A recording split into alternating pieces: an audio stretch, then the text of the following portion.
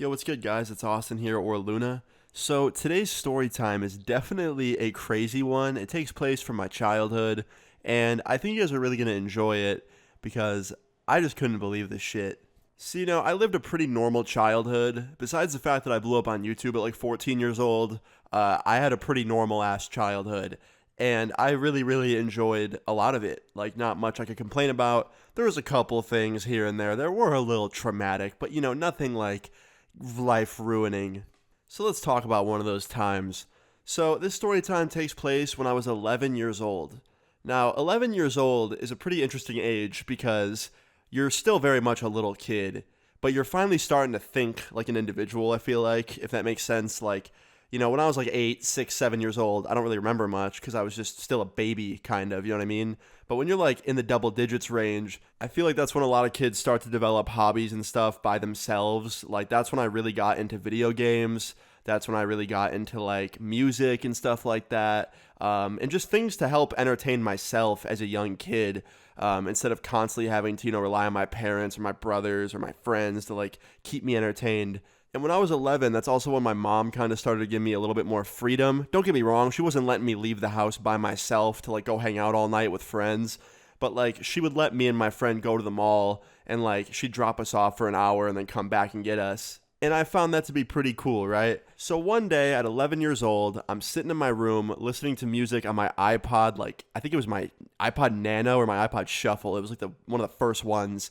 And I'm listening to music. And my mom opens my bedroom door, and she's like, "Hey, you have a telephone call." And I was like, "Okay," because, back then I didn't have a cell phone yet. So I got up, I walked into the kitchen, I grabbed the house phone. I was like, "Hello." And it was my friend Jackson. And Jackson was like, "Hey, my mom's going to bring me to the mall with a couple of my other friends. Do you want to come meet us?" And I was like, "Oh, yeah, let me ask my mom." So I put the phone down, I go in the other room. I was like, "Mom, can I go to the mall with Jackson and some other people?" And she goes, "Yeah, who are they?" And I was like, "Jackson, who are they?" And he tells me, and then I go back and I tell her. She goes, "Okay, yeah, as long as you guys all stay together and you're only there for a couple hours, don't go anywhere else, and I'll come get you." I was like, "Okay, sounds good." So yeah, like 20 minutes later, my mom and me got in the car. She drove me to the mall, dropped me off. I met up with Jackson in the food court and a few other friends of ours.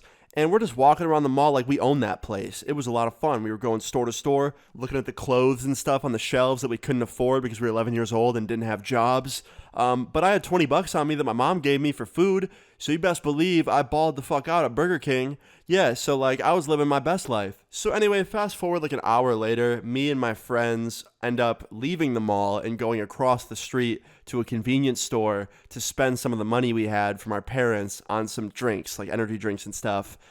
Which was kind of rebellious because we weren't supposed to leave the mall. We weren't supposed to go spend the money on bullshit. It was only for food. So the fact that we went to the convenience store against our parents' advice and to, go and buy energy drinks, we were feeling pretty damn, sticking it to the man, you know what I'm saying? Pretty badass. Obviously, I'm joking, but also I'm kind of not joking because, like, we definitely were not supposed to be doing that. But while we're at the convenience store, something happened. Something that I thought would never happen in my lifetime. After we get done buying our energy drinks, we walk out into the parking lot, and there's some creepy old dude, not like super old, but probably like in his later 50s, maybe early 60s, and he's like, "Hey boys, can you help me out with something?" Now obviously our parents always told us don't talk to strangers, and when a random guy's like, "Hey, can you help me with something?" you get a little bit weirded out when you're young. So I look at all my friends, they look at me, and we're all kind of like looking at each other, and my one friend, Justin, speaks up and goes, "What do you need, sir?" And the guy goes, "I need help carrying these groceries to my car." And he points down at these bags, and they're filled with like ice. Like both bags just have ice in them. And we're like, what the hell? Like, why is he buying so much ice? And he starts to pick them up, but he can't, right? So Justin walks over, being the nice kid that he is, and starts picking one up and helping this old guy move the ice to the back of his car. Now, I had a weird feeling about this, but at the same time, we outnumbered this guy by a lot. I mean, there was probably like 4 or 5 of us and one of him, even though we were 11, like 5 11-year-olds versus 1 60-year-old. I think the 11-year-olds would probably win. I don't know for sure, but it felt that way. That is not me saying that if you're 11 years old and you're hanging out with a bunch of 11-year-olds, you go interact with creepy people. You stay away from creepy people, okay? But anyway, me and all my friends went over and helped this old guy start moving his bags into the car. And after we got done, he turns around and goes, "Thank you guys so much. Like, I really appreciate it." And we're all like, "Yeah, no problem, sir. Like, have a good one." He goes, "No, wait. Like, I got to repay you boys somehow. Why don't you go in the back seat and grab what's back there? It's for you." He didn't say what was in the back seat. He didn't say if it was money, if it was like, a gift card, or if it was like anything. He just didn't say. He just said, go in the back seat and grab it. It's for you, which was really weird to me. So I didn't do it. I was like, no, I'm good. It's okay, sir. And pretty much all my other friends were like, yeah, it's all right. Like, we don't need anything. We appreciate it, though. And he goes, no, I insist. Like, someone go back there and grab it. And I'm like, what is it? And he goes, just look. It's a surprise. And I'm getting creeped out now. I'm like, nah, I'm good. It's all right. And we start walking away. And as we're walking away, this guy comes up behind us and grabs my friend Justin by the back of his shirt and starts pulling him back with him. To which all of us start freaking the fuck out because we're like, holy shit, this dude is trying to kidnap our friend. So we all start punching and kicking this guy as hard as we can, all surrounding him. And he lets go of Justin real fast. And that's when Justin starts jumping in as well and helping us. And the guy surrenders pretty quick. He's like, I'm done, I'm sorry. And he backs up and he runs away from us into his car, gets in, turns it on, and starts driving away. To which we run back into the convenience store and we go up to the guy at the front. We're like, help, call 911. Like, this dude's trying to kidnap people. And the guy's like, what? Slow down. What do you mean? And we tell him everything. We're like, we just went out there to help him. And like, he just tried to kidnap our friend, this kid right here. And he's like, all right, I'm calling 911. So this dude calls the cops. The cops showed up. We had to tell them everything. They reviewed security footage. And they went and looked for this guy. And guess what? They found him a day later at his house. They saw his car sitting out front of this house. They ID'd it properly. And they went and knocked on his door and talked to him. And he got arrested. Now, because it wasn't specifically some dude trying to kidnap me, it was just Justin's parents pressing charges on this guy. I'm not exactly sure the exact list of charges that the guy got. All I know is that he went to jail for multiple years. And the main reason he went to jail for multiple years wasn't only because of what happened at that convenience store, but also he had prior charges.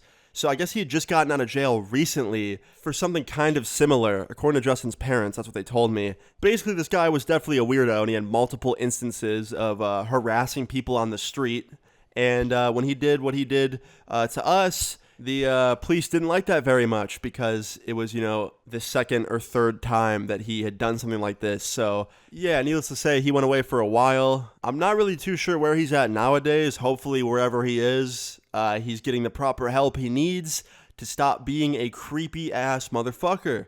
Also, my parents did not let me go out for a while after this because we disobeyed their advice. Me and all my friends, and we went to the store across the street instead of staying at the mall. So that kind of sucked, but I understood why. So yeah, guys, moral of this story is, if you're a young kid, stay away from strangers, stick with the people that you know, and don't run off to places where your parents say don't go to, because that's what we did in this story time. And always be safe out there. But yeah, guys, hope you enjoyed this story time. Definitely a crazy one. If you did, please leave a like on the video. I'd really appreciate it. Feel free to leave your story times in the comments down below. And subscribe if you're new. I'll see you guys all later. Peace. Baby, I'm damaged. I cannot plan this. Won't you be mine? And